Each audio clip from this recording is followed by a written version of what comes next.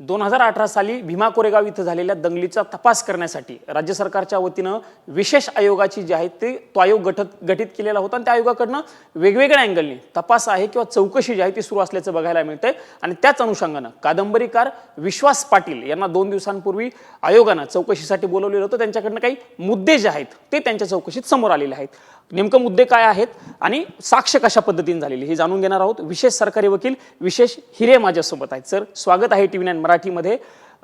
मला एक सांगा की विश्वास पाटलांना नेमकं कुठल्या रेफरन्सने तुम्ही चौकशीसाठी बोलवलं? मुळात त्यांना आयोगाचा साक्षीदार म्हणून कोरेगाव चौकशी आयोग जो आहे त्या कोरेगाव चौकशी आयोगाने स्वतःचा साक्षीदार म्हणून विश्वास पाटलांना बोलवलेलं होतं। विश्वास पाटलांनी त्यांची सरतपासणी स्वतः दिली, ज्या सरतपासणीमध्ये त्यांनी छत्रपती संभाजी महाराजांच्या जीवनावर जी संभाजी नावाची कादंबरी त्यांनी लिहिलेली आहे त्या कादंबरीच्या संदर्भात त्यांनी तिथं साक्ष दिले आणि मी शासनातर्फे त्यांचा उलट तपास घेतलेला आहे।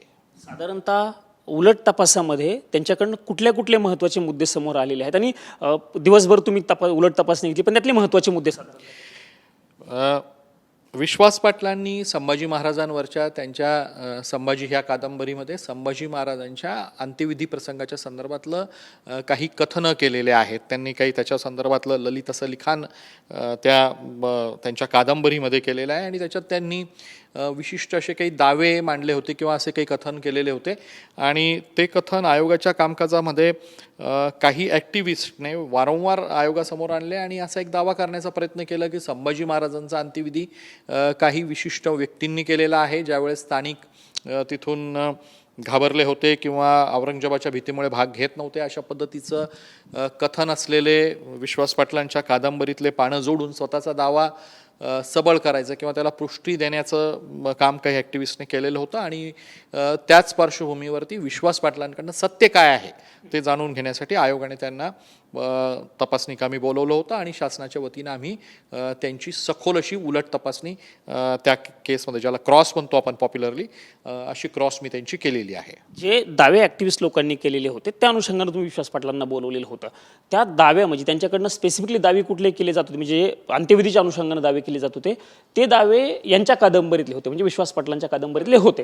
तर विश्वास पाटलांनी ते मान्य केलेलं आहे का की अशा पद्धतीचा कुठला अंत्यविधी विशिष्ट समाजातील लोकांना, मी पुढे जाऊन त्याच्यावरती आपण सविस्तर चर्चा करूयाच, पण विशिष्ट समाजातील लोकांनी अंत्यसंस्कार केले हा जो दावा विश्वास पाटलांच्या कादंबरीत आहे तो सत्य आहे की नाही, नेमकं विश्वास पाटलांचं त्याच्याबद्दल काय मत आहे? विश्वास पाटलांनी अतिशय प्रांजळपणे हे मान्य केलं की हे माझं फिक्शन आहे, हे माझं कादंबरी आहे, मी हे छत्रपती संभाजी महाराजांचं मी जीवनचरित्रही लिहिलेलं नाही किंवा हे संभाजी महाराजांवरचा हा इतिहासही नाही आहे। त्यांनी म्हटलं की हा माझा कल्पनाविलास आहे, हा एका कादंबरीकाराच्या कल्पनेचा विस्तार आहे असं त्यांनी लिहिलं आहे आणि हे लिहिताना त्यांनी एक गोष्ट अतिशय स्पष्टपणे माझ्या क्रॉसमध्ये मान्य केली की यातले हे जे काही कॅरेक्टर्स आहेत, म्हणजे साधारणतः पान नंबर 828 वरचे जे काही कॅरेक्टर आहेत हे मी जन्माला घातलेले आहे। ते कॅरेक्टर नेमकं कोणतं आहे आणि त्या कॅरेक्टरबद्दल नेमकं काय लिहिलं थोडक्यात? त्यामध्ये एक जना परिटीन या नावाच्या महिलेचा उल्लेख आहे, पाटलीनबाई नावाच्या एका महिलेचा उल्लेख आहे, दामाजी पाटील नावाच्या एका पुरुषांचा उल्लेख आहे, नागपंथी एका साधूंचा त्याच्यात उल्लेख आलेला आहे, गोविंद नाग नावाच्या एका सदगृहस्थांचा देखील याच्यात उल्लेख आलेला आहे। पण हे सगळे उल्लेख, हे सगळे कॅरेक्टर्स मी स्वतः जन्माला घातलेले आहेत, स्थानिक टोपोग्राफी आणि इतर गोष्टीचा अभ्यास करून अशा पद्धतीनं विश्वास पाटलांनी आयोगासमोर माझ्या उलट तपासणीमध्ये मान्य केलेलं आहे। गोविंद नाग यांनी अंत्यसंस्कार केले अशा अनुषंगानं काही काही लिखाण त्याचं समोर आलेलं होतं का किंवा त्याचे काही अधिकृत पुरावे आहेत? अशा अनुषंगानं विश्वास पाटलांनी लिहिलेलं आहे, पण तत्कालीन जो सगळा इतिहास आपल्यापुढे उपलब्ध आहे, म्हणजे खाफी खान असतील, मुस्तकीम असेल किंवा ईश्वरदास नागर असतील किंवा भीमसेन सक्सेना असेल, जयदेव शकावली असेल, ह्या तत्कालीन इतिहासाच्या कोणत्याही रेकॉर्ड्समध्ये कुठेही यातल्या एकाही नावाचा उल्लेख नाही आहे। किंबहुना महाराजांच्या अंत्यविधी संदर्भात अतिशय कमी असा मजकूर उपलब्ध आहे आणि त्यामुळे विश्वास पाटलांनी जे काही मांडलं होतं हा त्यांचा कल्पनाविलास होता असं आमचं ठाम मत होतं आणि आयोगासमोर उलट तपासणीतून ह्याच गोष्टी आम्ही अधोरेखित केलेल्या आहेत। शिक्कामोर्तब झालं विश्वास पाटलांच्या विधानाने असं म्हणायचं? विश्वास पाटलांच्या ह्या विधानाने शिक्कामोर्तब झालं की असे कोणतेही कॅरेक्टर इतिहासात उपलब्ध नाही आहेत किंवा इतिहासात झालेले नव्हते. गोविंद नावाच्या ज्या म्हणजे जी दंगल झाली होती त्या दंगलीला तो एक रेफरन्स असल्याचं आपल्याला बघायला मिळालेलं होतं किंवा ती पार्श्वभूमी होती. सो त्या लोकांचं म्हणणं असं होतं, म्हणजे ज्या ॲक्टिव्हिस्ट लोकांना तुम्ही समोर आणलं होतं चौकशीसाठी, त्यांनी सगळ्यांनी बऱ्यापैकी याच कादंबरीतील त्यांनी लिहिलं म्हणून आम्ही हे मान्य केलं असं म्हणणं होतं. म्हणजे विश्वास पाटलांनी लिहिलं आणि आम्ही ते मान्य केलं असं त्यांचं म्हणणं होतं. मुळात त्यांना आम्ही आणलं नव्हतं, ते स्वतःहून आयोगापुढे आले होते स्वतःचे वेगवेगळे दावे घेऊन. आणि हे दावे आणताना त्यांनी महाराजांच्या अंत्यविधीच्या संदर्भात काही वक्तव्य केले, काही कथनं केले आणि ते वक्तव्य कशावर आधारित आहेत तर ते विश्वास पाटलांच्या ह्या कादंबरीवर आधारित आहेत अशा पद्धतीचा दावा त्यांनी केलेला होता. विश्वास पाटलांच्या उलट तपासणीतून तो दावाच मुळात पूर्णपणे चुकीचा आहे हे निदर्शनाला आलेलं आहे. सर, विश्वास पाटलांची जी कादंबरी आहे संभाजी, त्याच्याकडे ऐतिहासिक दस्तऐवज म्हणून बघितलं जातं किंवा इतिहासाचे रेफरन्सेस म्हणून किंवा जे लोक सध्या इतिहास वाचतात ते ऐतिहासिक संदर्भाने किंवा असंच घडलं होतं असं म्हणून बघतात. जर ही कादंबरी होती असं जर विश्वास पाटील आता मान्य करत असतील किंवा त्यातलं मी कुठलाही म्हणजे ऐतिहासिक संदर्भ नाही आहे हे जर आता मान्य करत असतील तर मग ह्या ज्या गोष्टी घडल्या त्या गोष्टीचा नेमकं अर्थ काय काढायचा यात? मुळात ही कादंबरीच होती, ही कादंबरीच आहे आणि ही कादंबरीच राहणार आहे. हे लेखकाच्या कल्पनाविलासाचं एक आपण असं ज्याला म्हणू की एक त्याची ती ब्युटी आहे कल्पनाविलासाची, ती त्यात आहे. हे ज्यांनी हेतुता याच्यावरती आधार घेऊन समाजांमध्ये तेढ वाढवण्याचा प्रयत्न केला हा त्यांचा दोष आहे. आणि हीच गोष्ट विश्वास पाटलांनी देखील माझ्या उलट तपासणीत मान्य केली की ह्या कादंबरीतल्या कॅरेक्टर्सचा जर वापर करून कोणी समाजांमध्ये तेढ वाढवणार असेल तर ते निषेधार्थ आहे. त्याचा निषेध तुम्ही करणार का हे ज्यावेळेस मी त्यांना विचारलं त्यावेळेस त्यांनी सांगितलं की हो, हे कंडेमेबल आहे, याचा निषेध मी करतो, हे त्यांनी सांगितलेलं आहे. म्हणजे याच्यात विश्वास पाटलांपेक्षाही ज्यांनी गैरवापर केला त्यांचा सगळ्यात महत्त्वाचा दोष. कादंबरीला आपण कादंबरी म्हणूनच घेतलं पाहिजे.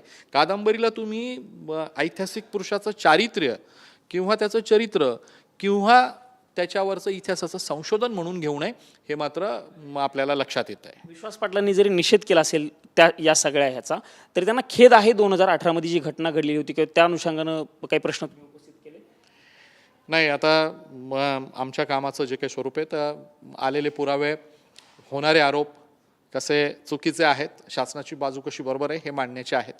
त्यामुळे कोणाला कधी खेद वाटला किंवा नाही वाटला याच्या संदर्भात फारसं विचारून अशा गोष्टींना फार महत्त्व देण्याची गरज असं मला वाटतं. शेवटाकडे जातोय. आयोगाचं काम सध्या कुठपर्यंत आलेलं आहे आणि हा अहवाल साधारणतः कधीपर्यंत, कारण तुम्ही अनेक लोकांच्या साक्ष ज्या आहेत त्या घेतल्या, तुमच्या समोर काहींनी येऊन दिल्यात, काहींनी बोलवलं असेल, तुम्ही तुमच्या कामाचा भाग आहे किंवा तो सगळा तपासाचा भाग आहे. सो आता कामकाज कुठपर्यंत आलेलं आहे आणि पुढची परिस्थिती काय किंवा पुढचं स्वरूप कसं? कामकाज आता अतिशय महत्त्वाच्या अशा टप्प्यात आलेलं आहे. साधारणतः 31 मे 2026 पर्यंत आयोगाला शेवटची मुदतवाढ दिली आहे किंवा मुदतवाढ दिली गेलेली आहे. आवश्यकता असेल तर आयोग मुदतवाढ मागूही शकतं आणि गरजेप्रमाणे शासन त्याच्यावरती योग्य तो निर्णय घेईल अशी परिस्थिती नेहमीच असते. तुम्ही सध्या जे काम करताय ते बघता तुम्हाला मुदतवाढीची गरज लागू शकते असं वाटतंय? मला वाटतं नव्यानं काही समोर येणार असेल आणि नवीन काही आणायचं असेल तर मुदतवाढ लागेल देखील आणि याबाबत योग्य ती जो काही निर्णय आहे तो शासन पातळीवरती घेतला जाईल. शेवटचा प्रश्न विचारतो. विश्वास पाटील यांची झालेली साक्ष या सगळ्या तपासामध्ये किती महत्त्वाची?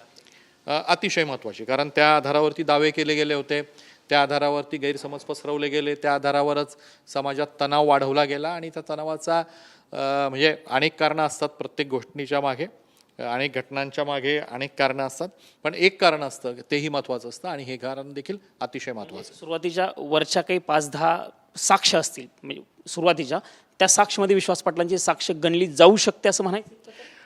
वकील म्हणून मी ग्रेडिंग कधीच करत नाही. माझ्या दृष्टीने सगळेच स्टार विटनेस असतात आणि सगळ्याच उलट तपासणी महत्त्वाच्या असतात. त्यातली ही एक महत्त्वाचीच उलट तपासणी होती, पण आलेले सगळेच साक्षीदार आमच्या दृष्टीने महत्त्वाचे होते. त्यातली ही देखील एक महत्त्वाची साक्ष आहे. धन्यवाद आमच्याशी बातचीत केल्याबद्दल. हे विशेष सरकारी वकील आहेत आणि त्यांनी स्पष्टपणे विश्वास पाटील यांचा उलट तपासणी ज्या पद्धतीने घेतली त्या उलट तपासणीमध्ये नेमकं कुठले कुठले मुद्दे समोर आले ते सांगितले. त्यात त्यांनी लिहिलेल्या संभाजी कादंबरीच्या अनुषंगानं अत्यंत महत्त्वाचे मुद्दे विश्वास पाटील यांनी मांडलेले आहेत आणि त्यांनी असंही म्हटलं की जर माझ्या कादंबरीतील त्या लिखाणाचा वापर कुणी दुरुपयोग म्हणून करत असेल तर त्या गोष्टीचा विश्वास पाटील यांनी निषेध देखील केलेला असतानाच हे सगळे पात्र मी काल्पनिक म्हणून लिहिलेले आहेत असंही विश्वास पाटील यांनी तपासणीवेळी भीमा कोरेगाव आयोगाच्या समोर सांगितल्याचं विशेष सरकारी वकील यांनी TV9 मराठीशी बोलताना सांगितल्याचं आपल्याला बघायला मिळालेलं आहे. कॅमेरामन विनोद कुमार सह मी प्रमोद जगताप, TV9 मराठी, नवी दिल्ली.